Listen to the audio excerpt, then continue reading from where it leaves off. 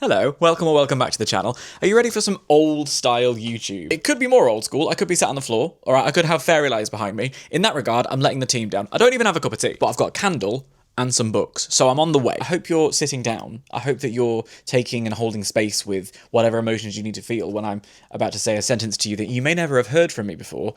I'm starting a job at Waterstones. This will be the fourth time I start a job at Waterstones over the past sort of 15 years or so. Jesus wept. And I'm really excited about it because right now I'm managing two different careers, self-represented completely. We have a little life update to catch up on. I will give you that at another point. But this one up here, and also obviously my musical theatre career, and those are both taking an awful lot of creative energy. And it turns out I hate evening and weekends because when you are trying to self-start and motivate and all the rest of it during the week, any downtime, even though it's so crucial and necessary, I have found for me, makes me feel guilty. It's like, oh, this is time I could be doing something else. I'll be sat on the couch watching the football and my hands will drift over to the laptop and I'll start looking for ideas or I'll start researching other things. And it's not healthy. It's not in a productive, proactive way, because ultimately what that then makes me feel like when we start the new week is just completely drained. So I need something to do about that. And when I was walking down the street the other day in my local bookshop, I saw there was a sign in the window hiring. It was for a weekend position. I was like, girl, let's go. Because I'm really looking forward to 2 days a week going to the bookshop,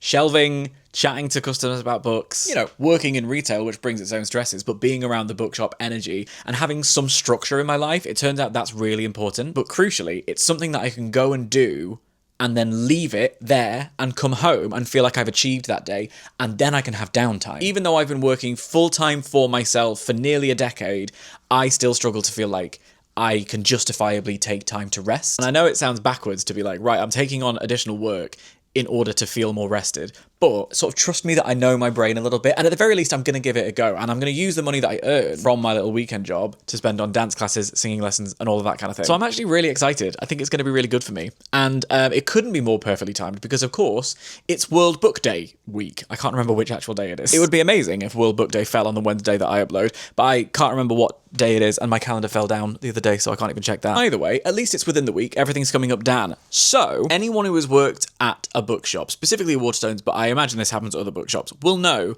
that you find yourself surrounded by proof copies and reading copies, or even just being surrounded by books all day. You will find it very hard not to come home from work with a bag that has at least 2 books in it. It's easily done, which means I'm going to need some shelf space. So today we're going to do a bit of an unhaul. So we're going to go through them.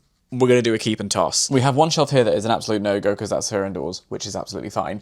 Immediately, I've come against an issue. This is going to be a little bit tricky because when you have moved house as many times as I have, you tend to already have done this kind of thing a lot. For those of you who have been around the channel for a really long time, you might remember old vlogs of mine sat in front of my bookshelves when I last worked at Waterstones and was in a house that I knew I was going to be in for a really long time, i.e. my favourite flat, which by the way was recently on the market and gutted to not be anywhere near rich enough to have bought it. I walked past it and saw there was a for sale sign outside and I entered the lottery that night. Didn't win it, but what I wouldn't have given to have had the Bacon with Leighton kitchen back. Anyway, you've followed me through various moves. You've seen how many books I have had in the past and how when you compare that to what we're dealing with now, this one bookshelf's worth, I've already culled quite a lot. The truth is you just have to be honest with yourself and look at the situation and go, I ain't gonna read that. I think I could afford to be a little bit more honest with myself. So I've come up with a couple of criteria. If it's a book I have read and I know I will never read it again, thank you very much for your service, on to the next person. If it's a book that I really want to read, but it's been on the TBR for quite a while, and the edition that I have is a little bit ropey, maybe water damaged, maybe scuffed and broken, don't judge me. I like things to start pristine. Thank you for your service. On to the next reader. If it's something that I've had on the shelf for ages, and I like the idea of being someone who has read the book, and the blurb or whatever has intrigued me, but I have to be honest with myself and know I'm never gonna read it, off she goes. So, bear with. Oh, can you tell I'm not used to... I'm trying new things. Give me a minute. I'm going to go through those and we'll reconvene on the couch. Go put the kettle on.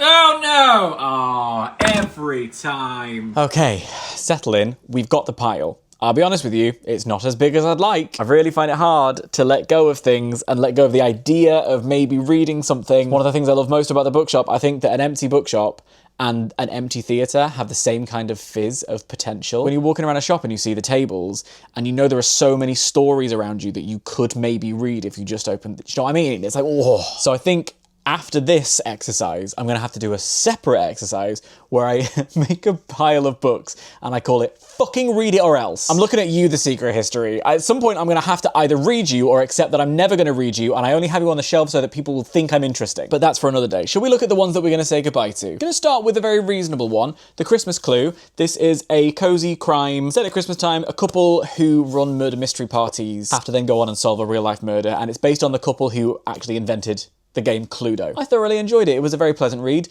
but I probably won't read it again next Christmas. Off to the charity shop with you. Very different energy. This is The Wager, a tale of shipwreck, mutiny and murder by David Grant. It's non-fiction. 1742, a ramshackle vessel of patched together wood and cloth washes up on the coast of Brazil. Survivors from The Wager, a British vessel wrecked while on secret mission to raid a Spanish treasure-filled galleon. They have an extraordinary tale to tell. So far, so pirates. 6 months later, an even more decrepit boat comes ashore on the coast of Chile, containing just 3 castaways with their own very different account of what happened. The 30 sailors who landed in Brazil, they maintain, were not heroes, they were mutineers. That is a very well written blurb. The only impartial witness was the sun. Great opening line. Maybe I do more. I've heard it's pretty intense. I think that's maybe one of the reasons that I've shied away from actually reading it.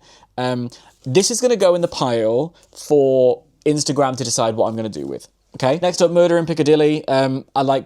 I like cozy crime books. They're among my favourites. This is one of the British Library crime classics. In fact, I think this might have been the first one, but it's one that I've picked up and dipped in and out of a couple of times. I'm just going to give it a ghost. I won't be reading it. Off you go. 0 stars, do not recommend. This is one that I absolutely vibe with. This is exactly the kind of thing that I would have absolutely devoured before I started to panic about the impending end of the world. Described here as Lord of the Flies crashes headfirst into the Hitchhiker's Guide to the Galaxy.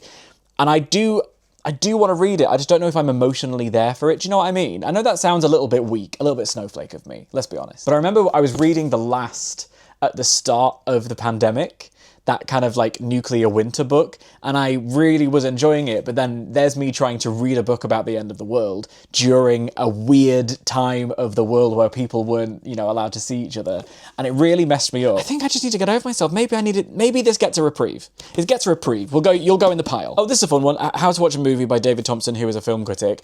I read this because I was doing more video essay style stuff, and I just wanted to flesh my brain out a little bit. I highly doubt I'm ever going to read this again, but it's decent, so someone else should. Oh, Skyfaring. Skyfaring is a book about being a pilot, and I absolutely loved it. This copy is battered. I like planes, you see. I really enjoy planes. To the point where there was a moment in my life where I went and worked. You go and work from a cafe? Well, I went and worked from Cafe Nero at Heathrow Airport.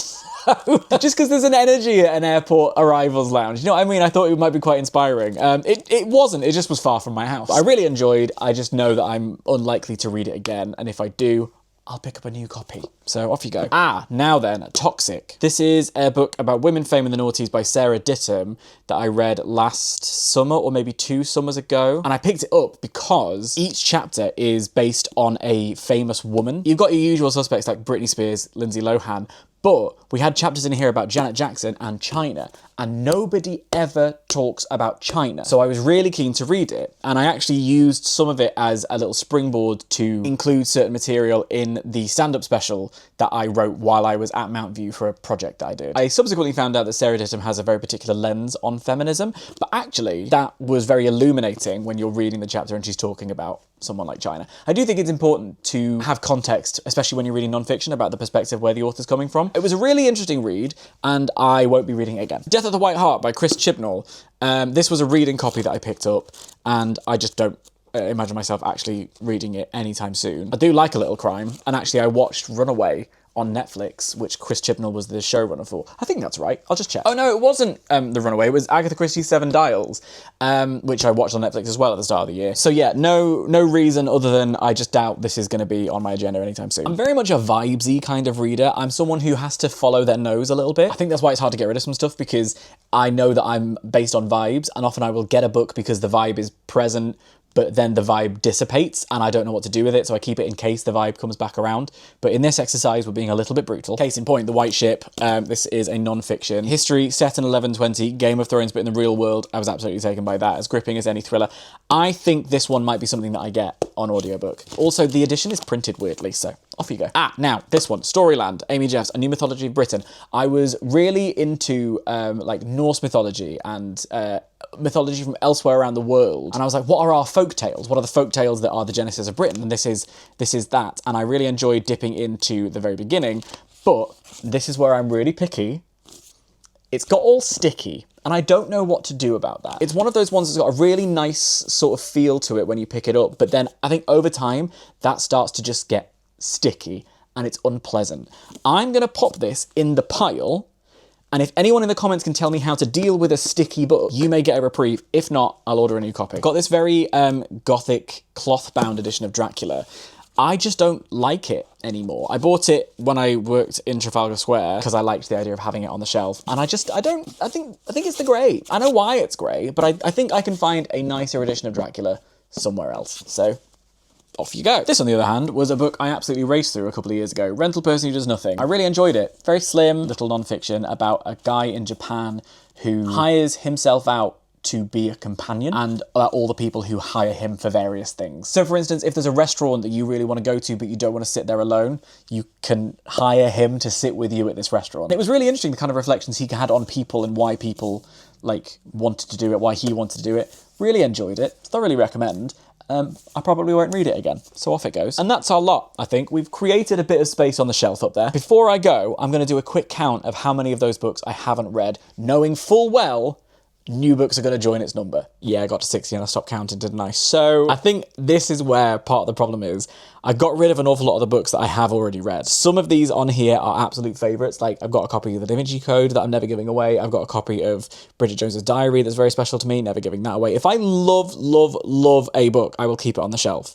If I've read it and I doubt I'll ever read it again, often I'll send it somewhere new. I'm not someone who just keeps an entire library. So I think that's where I'm going to have to get real and start wondering, am I actually going to read a couple of these? Which I think is going to be another fun video in and of itself. So I hope you will join me for that. Whatever you're going to do with the rest of your evening, day, lunch hour, whenever it is you're watching this video, I hope that you're kind to yourself and each other.